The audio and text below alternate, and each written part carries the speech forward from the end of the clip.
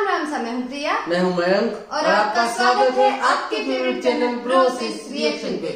So guys, आज हम react करने वाले हैं छत्रपति संभाजी महाराज की case study bye Vivek Bindra sir. वैसे हमने पहले विवेक बिंद्रा सर की केस स्टडी मतलब जो छत्रपति शिवाजी महाराज के ऊपर थी वो हमने वीडियो देखा था। उसके बाद हमें काफी सारे कमेंट्स मिले कि इस पे आप इनकी इस केस स्टडी को भी देखो और इस पे रिएक्शन करो, क्योंकि ये बहुत इमोशनल है एकदम। मतलब इसको सबने यही सजेशन में लिखा कि ये काफी इमोशनल केस स्टडी है। इसमें काफी कुछ चीजें बताई गई है छत्रपति संभाजी महाराज के बारे में। वैसे छत्रपति संभाजी महाराज छत्रपति शिवाजी महाराज के सबसे बड़े बेटे थे और उनका जन्म हुआ था 1657 में पुणे में। तो अभी हम पहले ये वीडियो देख लेते हैं जिससे हमें क्या उनके बारे में भी और बहुत कुछ जानने को मिले, क्योंकि छत्रपति शिवाजी महाराज के बारे में तो हमें काफी कुछ नॉलेज मिला है वीडियो से। काफी कुछ नॉलेज मिला। पहले हम देख लेते हैं, उसके बाद डिस्कस करेंगे। So let's get started.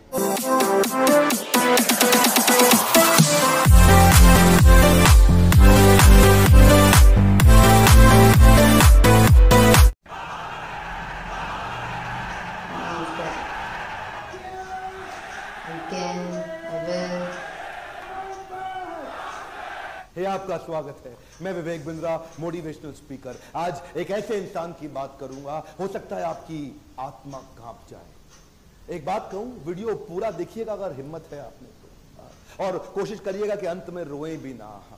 इनका नाम है छत्रपति संभाजी महाराज। आपने छत्रपति शिवाजी महाराज का वीडियो देखा था। ये उनके ज्येष्ठ पुत्र, 1657 में इनका जन्म हुआ। बचपन से आखिरी तक केवल संघर्ष।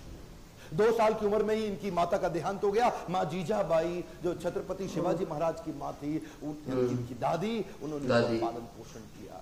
सोचता हूं कहां से शुरू करूं और कहां लेके जाऊं। अद्भुत बालक जिसके बारे में पूरी दुनिया को पता लगना जरूरी है। 13 साल की उम्र तक 13 भाषाएं सीख चुके थे। 13 साल की उम्र तक संस्कृत के विद्वान पंडित सारी रीजनल भाषाएं, भारत की पुर्तगालियों की भाषा, अंग्रेजों की भाषा, मुगलों की भाषा, साउथ इंडियन लैंग्वेज, सारी डेक्कन भाषा, कई शास्त्र लिख डाले। ध्यान दीजिएगा, शास्त्र पढ़ डाले नहीं बोल रहा। 13 साल की उम्र तक 13 भाषा और कई शास्त्र, बुद्ध भूषण और नखशिखा जैसे वो शास्त्र, और कई शास्त्र जहां पे इन्होंने अपने रायगढ़ के किलों की बात करी, गणपति का बहुत सुंदर गुणगान किया। हॉर्स राइडिंग, आर्मरी, तीरंदाजी और बॉडी बिल्डिंग, इन सब में तो इतने पावरफुल थे। एक्चुअली ना, अगर आप ध्यान से देखो तो ये एक रेयर कॉम्बिनेशन है शस्त्र और शास्त्र दोनों के। जो बच्चा या जो व्यक्ति शास्त्र पढ़ने में बड़ा एक्सपर्ट हो जाता है ना, फिर उससे शस्त्र उठता नहीं, और जो शस्त्र उठा लेता है वो शास्त्र पढ़ने में निपुण नहीं होता। अद्भुत बाल साहित्यकार जो साहित्य पढ़ता भी था और साहित्य लिखता भी था। हुआ क्या, बुद्धि और बल दोनों बढ़ गया। 60 किलो की तलवार लेके 16 साल की उम्र में पहला युद्ध रामनगर का जीता। छोटा बच्चा होता है ना, उसका मन होता है कि पिता के साथ समय बिताए, पर पिता उस समय मुगलों से लोहा लेने में व्यस्त हो चुके थे। लेकिन एक बार छत्रपति शिवाजी महाराज ने, अभी ये 9 साल के थे संभाजी महाराज, इनको क्या बोले, मेरे साथ चलो, आगरा जा रहा हूं मैं, वहां के मुगल शासक औरंगजेब से मिलने। और घोड़े में बिठा के 1250 किलोमीटर, ध्यान दीजिएगा, घोड़े में 1250 किलोमीटर 9 साल का बच्चा पिता के साथ पीछे बैठ करके पहुंच गया आगरा। आगरा में क्या हुआ ये देख के हैरान हो गया, छोटा सा बच्चा। वहां मुगल सल्तनत के राजा उस समय जापाना क्या किया, इनकी पहले तो बेइज्जती करी, उसके बाद इनको कारागृह में बंदी बना दिया। ये बच्चा घबराता नहीं, ये करेज इतना था कि वहीं बैठ के सोचने लगा, कैसे निकलूं, कैसे पिता को निकालूं, कैसे निकलूं। पहले तो पिता को बाहर निकाला, कुछ दिनों के बाद खुद भी वहां से गायब हो गया, रायगढ़ पहुंच गया। 10 साल की उम्र में इसको महाराज ऑफ आमेर के पास भेज दिया गया कि कैसे पॉलिटिकल अलायंसेस को और समझ सकें। यही 2 इंसिडेंट इसके लिए बहुत हो गए थे कि कैसे ये समझे, और उसके बाद तैयारी करने लगा। हर सफल शासक के पास कोई ना कोई बुद्धिमान सलाहकार जरूर रहता है। चंद्रगुप्त मौर्य के पास चाणक्य पंडित थे जिन्होंने धनानंद के सारे साम्राज्य को उखाड़ा था। ठीक इसी प्रकार इन्होंने उज्जैन के कवि को, कवि कलश, उनको अपना सलाहकार, एडवाइजर, फ्रेंड, फिलोसोफर, गाइड बनाया, जो अपनी कविताओं के माध्यम से इनकी विचारधारा को तैयार किया करते थे। इनकी सोचने की क्षमता, इनके बैरियर को खत्म करते थे। वो उनके ऐसे महान इंटेलिजेंट एडवाइजर थे जो हमेशा इनके, कवि कलश को ये हमेशा अपने साथ रखते थे। पिता अभी युद्ध लड़ने में बिजी थे, इन्होंने 19 साल की उम्र से पिता के पीछे से अपने रायगढ़ के किले को संभालना शुरू कर दिया। 23 साल की उम्र में 1681 में पिता छत्रपति शिवाजी महाराज वीर मराठा उनका देहांत हुआ। इन्होंने 1 मिनट समय नहीं देर गवाया, तुरंत तैयारी करी। तुरंत क्या तैयारी करी? औरंगाबाद में औरंगजेब का सबसे बड़ा किला, और ये सोचने लगे कि हमारे पास आज धन की तो कमी है, और अगर इसके किले को पहली बार में मैं उखाड़ दूं, इनका धन घटेगा, मेरा बढ़ेगा, डबल बेनिफिट। औरंगाबाद की इस बड़ी लूट और बड़ी हार ने औरंगजेब को एकदम हैरान कर दिया। औरंगजेब ने सोचा भी नहीं था कि 23 साल का ही तो बच्चा है ये ऐसा कैसे कर सकता है। और इसने अपने हुसैन अली खान नाम का अपना सबसे बड़ा जनरल, उसको 20,000 हाथी और सैनिकों के साथ, घोड़ों के साथ, पशुओं के साथ भेजा कि इसको खत्म कर। हुसैन अली खान बोला कि 2 दिन में खत्म कराऊंगा, 2 दिन में खत्म। वहां पे मराठा इतने तेज, और इसका जो करेज था ना, इनकी लीडरशिप बड़ी पावरफुल थी। मराठा इकट्ठे हो गए और हुसैन अली खान को 1 साल लगा, कुछ नहीं कर पाया, कई बार उसको मारा। इसने इसको वापस बुलाया और 1680, 81, 82 कई दफा अटैक कराया। अच्छा, एक भी लड़ाई नहीं। एक बात बताएं आपको, पूरे इतिहास के अंदर शायद छत्रपति संभाजी महाराज ही अकेला ऐसा योद्धा रहा होगा हमारे देश से जिसने 9 साल के अंदर 120 लड़ाइयां लड़ी, लेकिन एक भी नहीं हारा। औरंगजेब सोचा पूरा नॉर्थ तो मैं जीत ही चुका हूं, अब तो केवल डेक्कन बाकी रह गया है। डेक्कन समझते ना, जो उस समय का जो दक्षिण था, अहमदनगर से नीचे लेके जो आज का केरला, कर्नाटका, तमिलनाडु, आंध्रा, हैदराबाद, जितना भी आज पूरा देखते हैं महाराष्ट्र मिला के, वो सोचा कि बस ये डेक्कन जीतना बाकी रह गया है। तो वो महाराष्ट्र की तरफ जब बढ़ने लगा तो वहीं औरंगजेब ने एक ट्रीटी साइन करने की कोशिश करी, एक कॉन्ट्रैक्ट साइन करने की कोशिश किया पुर्तगालियों के साथ गोवा में, ताकि समुद्री रास्ते से उनको एक और सपोर्ट मिले, उनकी आमदन एम्युनिशन मिडिल ईस्ट से आ सके। औरंगजेब बहुत तेज था, बोला सोचा नॉर्थ से भी सपोर्ट लूंगा, पोर्चुगीज लोगों को साथ रखूंगा, साउथ से और निकालूंगा, तीनों चारों दिशाओं से खदेड़ूंगा। बच्चा है। इन्होंने जैसे ही पता चला संभाजी महाराज को, सबसे पहले ये गोवा में घुस गए। गोवा में जाकर के इन्होंने पोर्चुगीज को तो उखाड़ उखाड़ के बहुत फेंक फेंक के मारा, और ये वापस आए। उसके बाद फिर लड़ने की तैयारी करी। मेरे हिसाब से छत्रपति संभाजी महाराज की सबसे बड़ी अचीवमेंट्स में एक अचीवमेंट तो ये रही कि इन्होंने 9 साल तक औरंगजेब को मराठाओं के बीच में घुमाता रहा। औरंगजेब एक्चुअली नॉर्थ छोड़ के यहां आ गया और मराठाओं के बीच में इतना घुमाया, 8 लाख की सेना, इनकी 20,000 की सेना। इन्होंने मराठाओं को इधर से मार, उधर से मार, इतनी लड़ाइयां लड़ी, एक बार भी औरंगजेब जीत नहीं पाया। अच्छा हुआ ये, क्योंकि इनको यहां बिजी रखा ना, जरा ध्यान दीजिएगा, तो उधर नॉर्थ में डेक्कन में बिजी रख करके, उधर नॉर्थ में पंजाब के अंदर, बुंदेलखंड के अंदर, राजस्थान के अंदर स्वदेशी सल्तनतें वापस तैयार होने लगी। उधर 9 साल का गैप मिल गया ना, तो 9 साल के अंदर स्वदेशी ताकतें फिर खड़े होने लगी। हमारे देश के हिंदू राजा वापस आए मुगलों से लड़ने के लिए। ये इसको गोल गोल घुमाते रहे, इतना गोल गोल घुमाया कि पूरे भारत को जीतने का गोल हाथ से छूट गया। गोल गोल घूमा, गोल नहीं पूरा हुआ। औरंगजेब वो कहां रुकने वाला था, उसने नई तरकीबें लगानी शुरू कर दी। नीचे से सिद्दीस को साथ में लिया, मैसूर के राजा को अपने साथ में लाया, पुर्तगालियों को फिर ताकतवर बनाया, चारों तरफ से घेरने की कोशिश करी मराठाओं को। लेकिन ये उम्र से तो छोटे थे, लेकिन उम्र इनके लिए कोई बड़ी बात थी नहीं। ऐसे courageous, confident, powerful in decision making, leadership बड़ी अद्भुत, उम्र से काफी आगे चल रहे थे।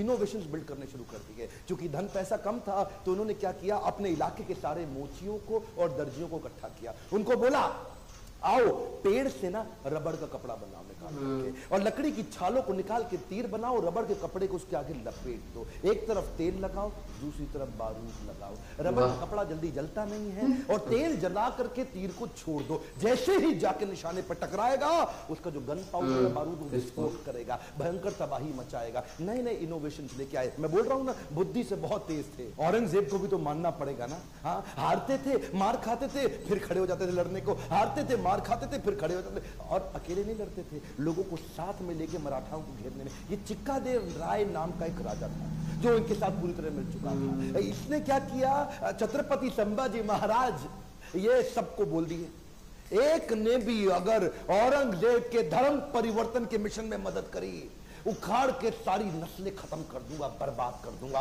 मराठा हूं मैं, अपने देश के लिए काम करता हूं। और वो चिक्कादेव राय के बाद पुर्तगालियों को और सिद्धियों सबको खत्म करते चले गए। सबसे एक बात ना औरंगजेब के समझ में आ गई कि ये जो लड़का है ना, इसको मार नहीं सकते, इसको हरा नहीं सकते। संभाजी राजे भोसले 9 साल तक इनको पीटते रहे, मारते रहे, समझ में आ गया औरंगजेब इसको नहीं हरा सकते, सामने से तो नहीं लड़ सकते, कुछ और क्यों ना करें। और वहीं इनके जो साले साहब थे ना, जो इनकी पत्नी के भाई, संभाजी राजे भोसले की पत्नी के भाई, वो उनको इन्होंने वेतनदारी देने से मना किया, इसकी खबर लग गई। तो वही 1689 का समय गनोजी शिर्के ने इनको ये एक ना किसी गुप्त मीटिंग के लिए अपने पार्टनर जो उनके कवि कलश उनके साथ कहीं गए थे संगमेश्वर में, और वहीं गनोजी शिर्के ने इनके एक जनरल को आर्मी के औरंगजेब के उसको बता दिया कि ये गुप्त रास्ते से जाओ, इनको आप खत्म कर दो। और वो लेकर के मामूली से 2000 लोगों को लेके पहुंच गया इनको पकड़ने के लिए। 8 लाख लोग तो हरा नहीं पाए, इनको पता था नहीं हरा सकते, 2000 से हारना पड़ा। क्यों? क्योंकि धोखा। गनोजी शिर्के बेईमान हो गए, अपना परिवार का इंसान बेईमान हो गया। हाँ, हमें तो गनोजी शिर्के ने लूटा, औरंगजेब में कहा दम था, अपनी कश्ती वहां डूबी जिधर पानी कम था। गनोजी शिर्के ने वो गुप्त रास्ता औरंगजेब के जनरल को बता दिया। ये लेकर के सिपाही सेना वहां जाके पहुंच गए, निहत्ते जाकर के उनको पकड़ लिया, कब्जा लिया, साथ में कवि कलश और इधर छत्रपति संभाजी महाराज। दोनों करते क्या ना करते, 8 लाख लोग मिलकर के नहीं इनसे लड़ सके, चोरी से इनको जाके पकड़ लिया। औरंगजेब अंदर तक खुन्नस खाया हुआ था संभाजी महाराज से। कवि कलश संभाजी महाराज को लेके ऊंट से उल्टा टांग दिया, उल्टा टांग के पूरे शहर में घुमाया, बहुत मारा पीटा, लोगों को बोला इन पे मूत्र त्यागो, इनको मारो, पत्थर फेंको। उसके बाद बुला के बोला 3 प्रश्न, मराठा किंगडम मेरे हवाले कर दो, ट्रिब्यूटरी प्रिंस बना दूंगा, जो सोना गहना छुपाया चोरी किया है मुझको वापस कर दो, और किसने तुम्हारी मदद करी उसका नाम बताओ, तीसरा अपना धर्म परिवर्तन कर लो। ये 3 काम कर लो, आज ही जीवित बचोगे और मेरे साथ रहोगे, ताकतवर बना दूंगा तुमको। संभाजी महाराज और कवि कलश की आंखों में इतना सा भी डर नहीं था। उसको बोले कि मैं मराठाओं की जमीन तुम्हारे नाम नहीं करूंगा, अपने धर्म का बलिदान नहीं करूंगा, 1000 बार मारो, अगली बार फिर जन्म लूंगा, अपने ही धर्म में लूंगा। रुका नहीं औरंगजेब। इन दोनों ने अन्न जल का त्याग कर दिया और शरीर को लेकर सुन्न हो गए।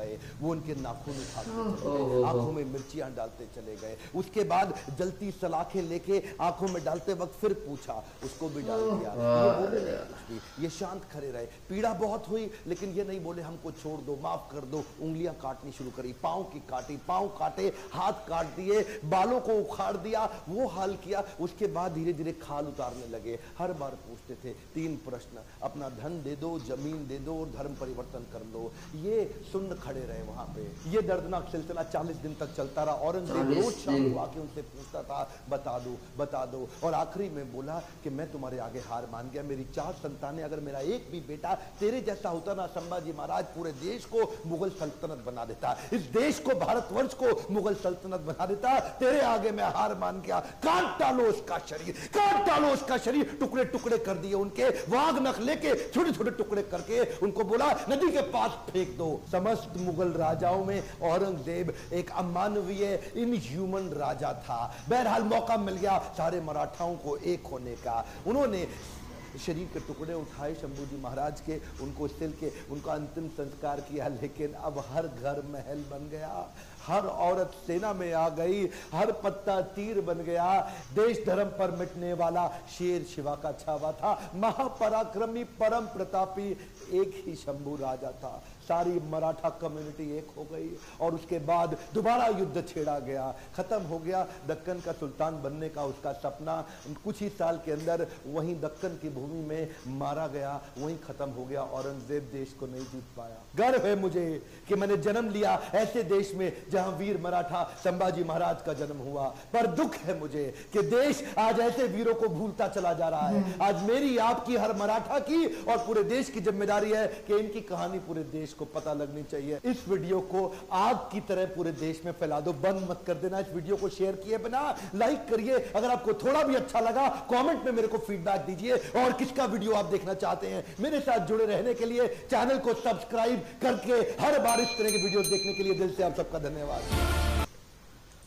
सो गाइस, सच में मतलब बहुत ही ज्यादा इमोशनल कर देने वाला वीडियो था, और जो जो बातें इस वीडियो में बताई गई है और जितना मतलब छत्रपति संभाजी महाराज ने झेला है औरंगजेब ने जो जो अत्याचार किए हैं, तो वो सच में मतलब दिल दहला देता है। ये देख के भी मतलब बहुत ही बुरा लग रहा था और बहुत हमें अंदर से पेन हो रहा था कि इतना कुछ उन्होंने कष्ट को झेला है। और वीडियो जब स्टार्ट हुआ तब से जहाँ तक मतलब स्टार्टिंग में बहुत ही ज्यादा कुछ उनके बारे में अच्छा बताया गया कि उन्होंने 13 साल की उम्र तक में इतनी सारी उनको लैंग्वेजेस आती थी और उन्होंने शास्त्र पढ़ना नहीं, शास्त्र लिखना स्टार्ट किया। मतलब 13 साल की उम्र में इतनी छोटी कम उम्र में इतनी समझ होना और इतना ज्यादा मतलब बुद्धि में मतलब ज्यादा इतना ज्यादा होशियार होना, ये बहुत ही ज्यादा बड़ी बात थी। और फिर उसके बाद 16 साल की उम्र से अगर वो मतलब फाइट पे भी जाने लगे, युद्ध लड़ने लगे वो। और अभी तक पहले ऐसे महाराज है जिन्होंने मतलब ये छत्रपति संभाजी महाराज जिन्होंने अपनी एक भी बैटल हारी नहीं। तो ये सारा कुछ सुन के ना बहुत ही ज्यादा प्राउड फील होता है कि हाँ इतने वीर थे छत्रपति संभाजी महाराज, और उन्होंने जाते हुए भी सारे मराठाओं को एक किया, सबको एक मतलब नया जोश दिया कि नहीं औरंगजेब से लड़ सकते हो। और इतना टॉर्चर झेलने के बाद भी कोई अपनी बात पे कैसे रह सकता है? 40 दिन तक इतना बुरी तरह से टॉर्चर होना, मतलब नाखून निकाल देना, हाथ काटना, पोर्शन तो ऐसा है सच में मतलब नहीं बहुत हिट करता है, बहुत हिट करता है। तो मतलब छत्रपति संभाजी महाराज इतने कष्ट सहन करने के बाद भी वो अपनी बात पे टिके रहे। उन्होंने न तो अपना साम्राज्य दिया, न धर्म परिवर्तन किया, वो हर कष्ट को लेते गए आखिरकार औरंगजेब को ये हार माननी पड़ी। मतलब ये बहुत प्राउड मोमेंट था कि इतना ज्यादा स्ट्रेंथ अपने अंदर थी उनके अंदर, तो वो किसी के नीचे ना तो सामने किसी के झुके। और हमेशा से अपने मराठा वॉरियर जो इनका साम्राज्य था उसे ये हमेशा से आगे लेके गए। तभी तो इस वीडियो में बताया कि भाई इतने सारे युद्ध हुए, इतनी बार औरंगजेब से युद्ध हुए और इतनी सारे लोग मतलब युद्ध में आते थे लड़ाई करने के लिए, उनसे वो नहीं हारे तो किससे? धोखे से हारे। अगर 2000 सैनिक उनके सामने धोखे से मतलब उनको घेर लिया गया, वो नियते थे, तो फिर उनको हारना पड़ा। नहीं तो सामने से जितनी बार भी लड़ाई हुई है हर बार छत्रपति संभाजी महाराज ने जीत हासिल करी है। तो और मतलब उनके घर का ही कोई उनसे मिल गया था तो उनको ये इस तरह का छल और धोखा और पीठ पीछे मतलब इस तरह की साजिश के तहत उनको पकड़ा गया और उनके साथ इतना टॉर्चर हुआ। तो फिर भी वहां पे भी वो अपने उस बात पे अडिग रहे। तो ये मतलब देख के बहुत ज्यादा और फिर भी आज बहुत अच्छा लगा।